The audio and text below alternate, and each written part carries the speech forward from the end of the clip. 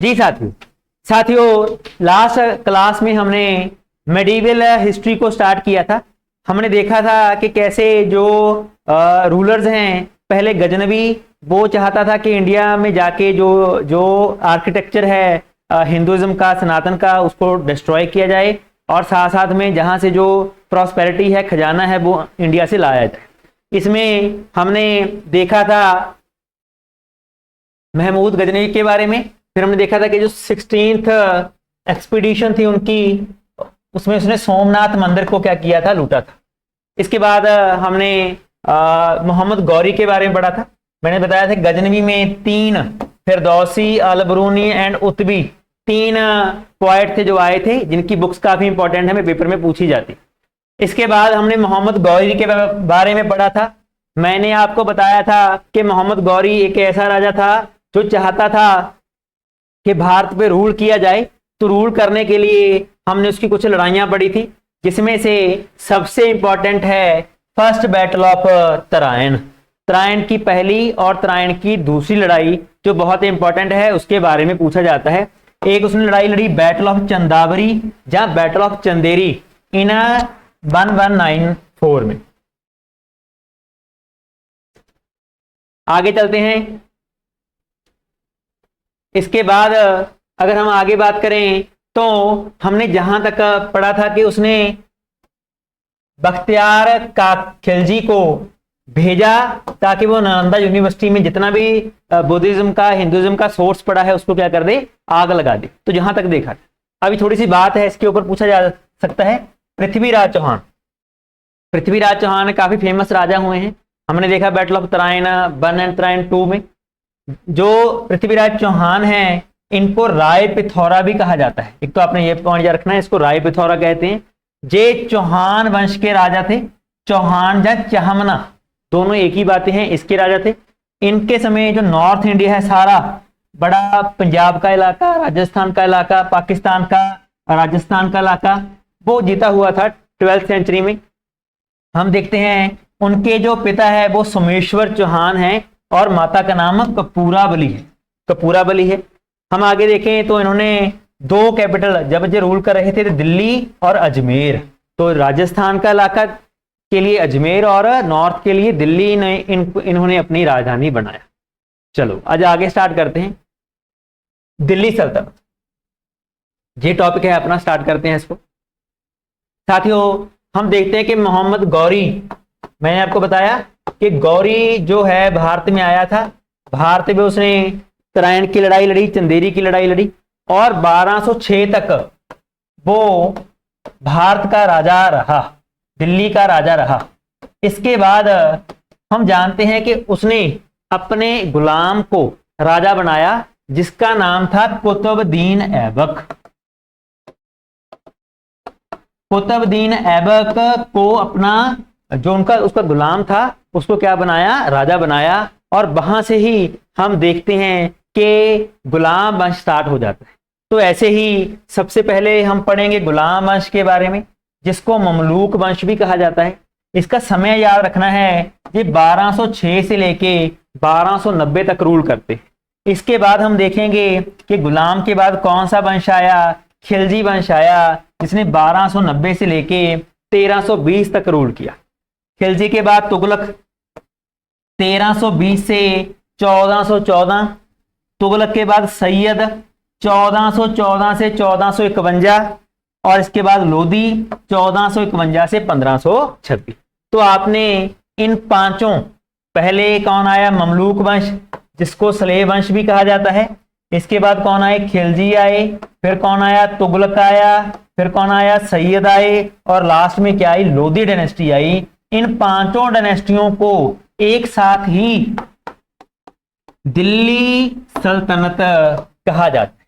तो ध्यान में रखना, एसएससी में क्वेश्चन आता है कि कौन सा दिल्ली सल्तनत का पार्ट नहीं है, तो उसमें आमतौर पर मुगल एम्पायर दिया होता है। तो ध्यान में रखना, मुगल एम्पायर दिल्ली सल्तनत का पार्ट नहीं है। मुगल एम्पायर दिल्ली सल्तनत का पार्ट नहीं है। ये 1206 से लेके 1526 तक रहती है। 320 साल भारत में इस्लामिक दिल्ली सल्तनत का क्या रहता है, राज रहता है। आइए साथियों, अभी धीरे धीरे इनको पढ़ना स्टार्ट करते हैं। सबसे पहले आपने इन क्रोनोलॉजी को याद रखना है जो एग्जाम में पूछी जाती है कि किसके बाद कौन राजा बना। अगर हम बात करें ममलूक वंश की, दैट इज स्लेव वंश की, सबसे पहले कुतुबुद्दीन ऐबक राजा बनता है 1206 से लेके 10 तक। फिर इसके बाद आराम शाह राजा बनता है 10 से लेके 11 तक। तो ये क्वेश्चन पूछा गया है, बहुत सारे बंदे इल्तुतमिश लगा देते हैं कि कुतुबुद्दीन ऐबक के बाद नेक्स्ट राजा कौन बना। तो भाई इल्तुतमिश नहीं बना, कौन बना है? आराम शाह बना है। लेकिन जो वहां की प्रजा होती है, वजीर होते हैं, उनको इसका राज ज्यादा अच्छा नहीं लगता। इसके बाद इल्तुतमिश क्या बनता है? राजा बनता है, जो काफी लंबा समय 1211 से लेके 1236 तक अराउंड 25 साल भारत पे क्या करता है? राज करता है। इसके बाद हम देखते हैं उसका बेटा रुकनुद्दीन फिरोज राजा बनता है, लेकिन जल्दी ही उसको हटा दिया जाता है।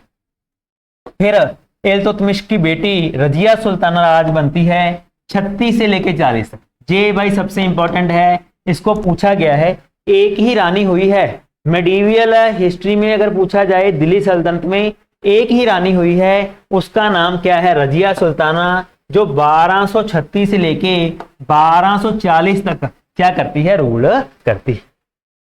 इसके बाद मुइजुद्दीन बहराम 1240 से लेके 1243 तक। फिर अलाउद्दीन मसूद 43 से लेके 49 तक। फिर इसके बाद नासिर उद्दीन महमूद 49 से 66 ये राज करता है। लेकिन इसका राज ना पपेट रूल होता है, इसका राज पपेट रूल है। ज्यादातर हम पढ़ेंगे कि 40 ग्रुप था, उसके अंडर इसकी सारी पावर्स रहती है।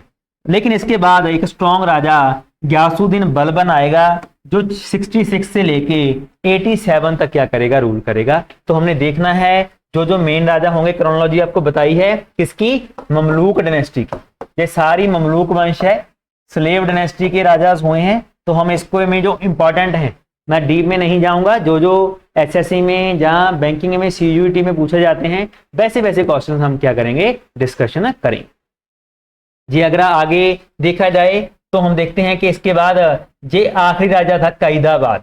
तो मुइजुद्दीन कायदाबाद, ये इंपॉर्टेंट क्वेश्चन है कि आखिरी राजा कौन था? तो मुइजुद्दीन कायदाबाद ममलूक वंश का आखिरी राजा था। ये भी आपने पॉइंट को याद रखना। इसके बाद खिलजी वंश स्टार्ट होता है। जलालुद्दीन खिलजी फाउंडर हैं, फाउंडर ऑफ खिलजी वंश। तो वहां पे क्वेश्चन आएगा कि who is the founder of Khilji. तो वहां पे बंदे अलाउद्दीन खिलजी डाल आते हैं। भाई नहीं, अलाउद्दीन खिलजी फाउंडर नहीं है, फाउंडर कौन है? जलालुद्दीन खिलजी है। इसके बाद हम देखते हैं कि अलाउद्दीन खिलजी क्या बनता है? राजा बनता है। खिलजी के बाद हम देखते हैं कि शिबुद्दीन उमर राजा बनता है। फिर इसके बाद कुतुबुद्दीन मुबारक राजा बनता है। और अंतिम राजा, ये इंपॉर्टेंट है भाई, ये इंपॉर्टेंट है कि जो अंतिम राजा है किसका? खिलजी वंश का, वो कौन है? तो याद रखना है वो कौन है? खुसरो खान है। खिलजी वंश का आखिरी राजा कौन है? खुसरो खान। पहला राजा और आखिरी राजा मैंने आपको बताया। पहले अगर पूछा जाए स्लेव वंश का कौन है? कुतुबुद्दीन ऐबक, ये याद रखना। अंतिम कौन है? मुइजुद्दीन कायदाबाद, ये याद रखना। खिलजी वंश का पहला कौन है? जलालुद्दीन खिलजी। अंतिम कौन है? खुसरो खान। खुसरो खान को हराकर या मारकर गयासुद्दीन तुगलक क्या बनेगा? नया राजा बनेगा 1320 में। तो इसको याद रखना है कि तुगलक वंश का फाउंडर कौन है? तो कौन है भाई? गयासुद्दीन तुगलक है। इसके बाद मोहम्मद बिन तुगलक, एमबीटी कहते हैं इसको, मोहम्मद बिन तुगलक, ये राजा बना। फिर कौन आया? फिरोज शाह तुगलक आया। तो क्रोनोलॉजी 1320 से 25 तक 5 साल, 25 से लेके 51, लगभग 25 साल, लगभग 35 साल। तो हम देखते हैं कि जो बड़े राजा हैं जिन्होंने 25 साल 35 साल राज किया, तो उनके कामों के ऊपर एसएससी हमेशा क्वेश्चन पूछता रहता है। हम देखते हैं कि फिरोज शाह तुगलक के बाद हमारे जहां खिजर खान, जो सैयद वंश का राजा है, सैयद डायनेस्टी का राजा है, ये रूल करता है। तो ये फाउंडर है, याद रखना है, ये फाउंडर है सैयद डायनेस्टी का। 1414 से लेके 1421। फिर इसके बाद अलाउद्दीन आलम शाह जी राजा बनेगा 43 से 51 तक। इसके बाद जो आखिरी राजा है सैयद का, इसको याद रखना है, सैयद का आखिरी राजा अलाउद्दीन आलम शाह है। इसके बाद लोधी डायनेस्टी आती है, लोधी डायनेस्टी आती है, जे पहली अफगान डायनेस्टी है। तो इस पॉइंट को याद रखना है। अगर पूछें कि भारत में पहली अफगान डायनेस्टी जिसने रूल किया वो कौन सी है, जहां वो पूछें पहली पश्तून डायनेस्टी कौन सी है जिसने रूल किया, तो उसमें हमने क्या बोलना है, लोधी बोलना है। बहलोल लोधी, सिकंदर लोधी और इब्राहिम लोधी, तीनों लोधी वंश के क्या हैं, राजा हैं, जिन्होंने 51 से लेके 49, 49 से 50, 17 से लेके 26 तक क्या किया है, रूल किया है। साथियों, जहां तक हमने जो जो राजा हुए हैं उसकी क्रोनोलॉजी को देखा कि दिल्ली सल्तनत में पहले कौन कौन से वंश आए उसके बारे में देखा, फिर इसके बाद कौन कौन से राजा हुए हैं उनकी क्रोनोलॉजी को देखा, ममलूक वंश से लेके लास्ट लोधी वंश तक। अगली नेक्स्ट वीडियो में हम देखेंगे कि कैसे कैसे ममलूक वंश के राजाओं ने काम किया और कैसे हम उसको आगे बढ़ाएंगे। आज के लिए इतना ही, बहुत बहुत धन्यवाद।